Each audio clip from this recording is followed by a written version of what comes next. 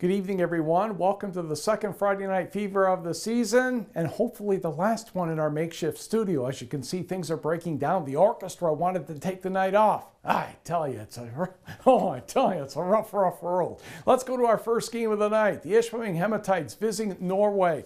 We'll pick this up in the first quarter. 1st and 10 from the 15. Josh Plant of the Knights finds Connor Ortman over the middle. That's a touchdown. And a 14-0 lead for Team United. Second quarter. Plant is going to be busy again. He is going to find his tight end, Josh Bolden. One problem. Hunter Smith said, "You're not finding Bolden, you're finding me." And he's going to return it all the way back to the Knights' 24-yard line. The Hematites would take advantage on 3rd and 6 from the 20. Gavin Sundberg finds the edge. That's a nice block right there. He's going to get into the end zone. 2-point conversion was good. Ishpeming cuts the deficit to 14-8. But Norway was just too much for the Hematites on this night. 2 minutes left in the half. Michael Wilson breaks a couple tackles, and he continues right into the end zone. Norway goes on to win this one 35-22. Team United is 2-0. Ishpeming drops to 1-1. In Marquette County, Traverse City Central taking on the Redmen. First quarter tied at 7. TC Central doesn't take long to change that. Tobin Schwaneke fakes to Noah Horton. Well, that's one of the easier 5-yard touchdowns you'll see. 14-7 Trojans.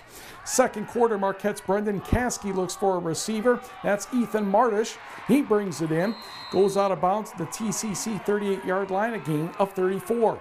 A few plays later on 4th and 5, Caskey is blitzed and crushed by 77 Quinn Dowd and 74 Walker Chung, and Marquette turns the ball over on downs. 3 plays later, Mr. Tobin Schwaneke is back in business, this time through the air. Check out Terry O'Connor on the sideline. He's going to leap, catch, and get that left foot down in bounds. A 33-yard pickup. First down TCC on the Marquette 12. Next play, Schwaneke hands to Noah Norton, going to the far sideline, cuts back on 2 defensive backs, touchdown, 21-7, Trojans lead. About a minute and a half to go, 4th and 5 for the TCC 25. Caskey has his arm hit by Jack Sherwin, and this could be a serious problem because Noah Norton goes lots of cubits. About 88 yards worth of cubits to the end zone, and all of a sudden it's 28-7 at the intermission, and Traverse City Central picks up the victory 42-14. Had some cell phone video tonight of Escanaba and Petoskey. Gabe Whitmore, short TD run. Petoskey grabs the lead by 7. Escanaba trying to rally near the end of the game. Scout Wonder on 4th and 1. Will try to hit a receiver, but the pass is incomplete. Petoskey's offense took a knee, and the Northmen would hang on to win 14-7. So 14-7, Petoskey. On the scoreboard, there's that result right there. Alpena edges Sault Ste. Marie 27-26.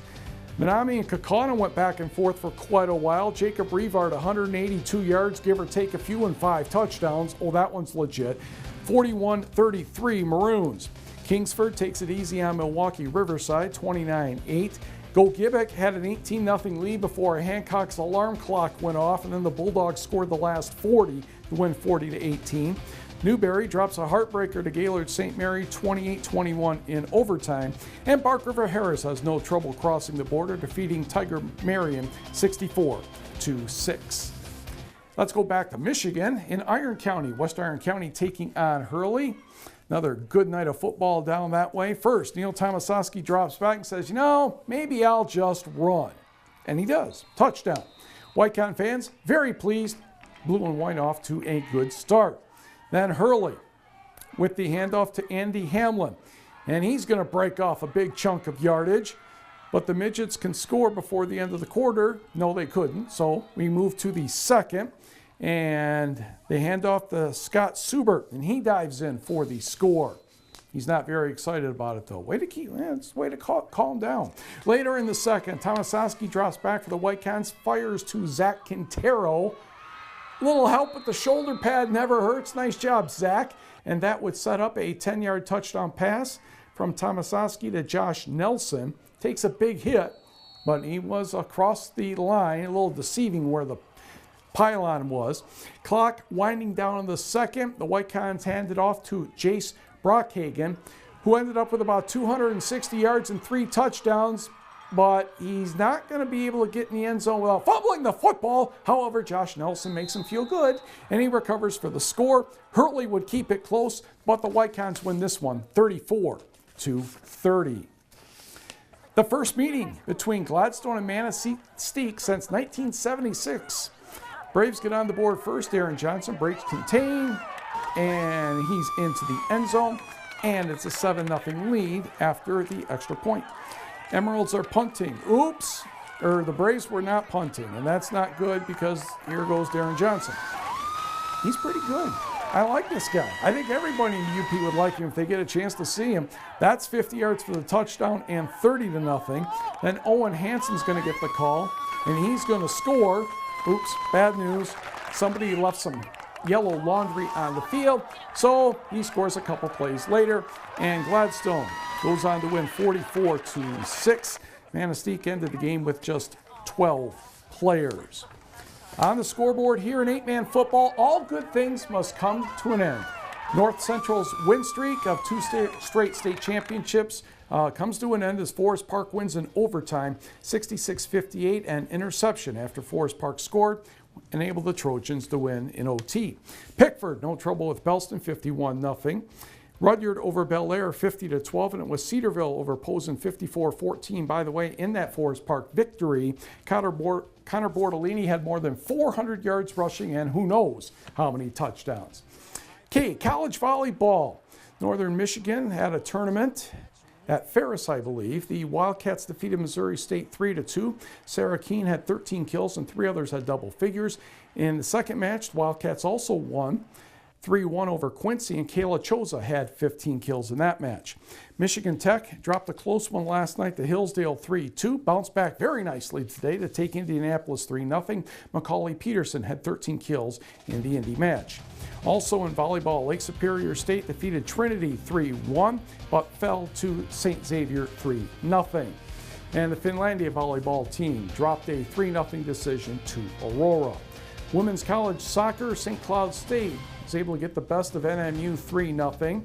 Kirsten Hudak made 14 saves for the Huskies, and Sarah Boyd scored in the 47th minute. And Tech beat Winona State 1-0. They flip-flop opponents on Sunday. The Finlandia women lost to Northland 2-0, but the men pick up a victory 3-2.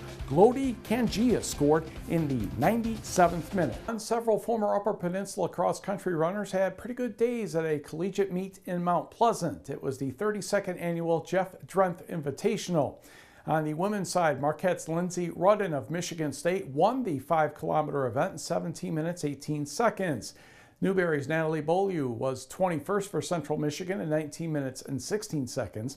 For the men, Marquette's Lance Ramble was 13th for MSU in 15 minutes, 50 seconds, and Munising's Brett Hanna was 32nd in just over 17 and a half minutes.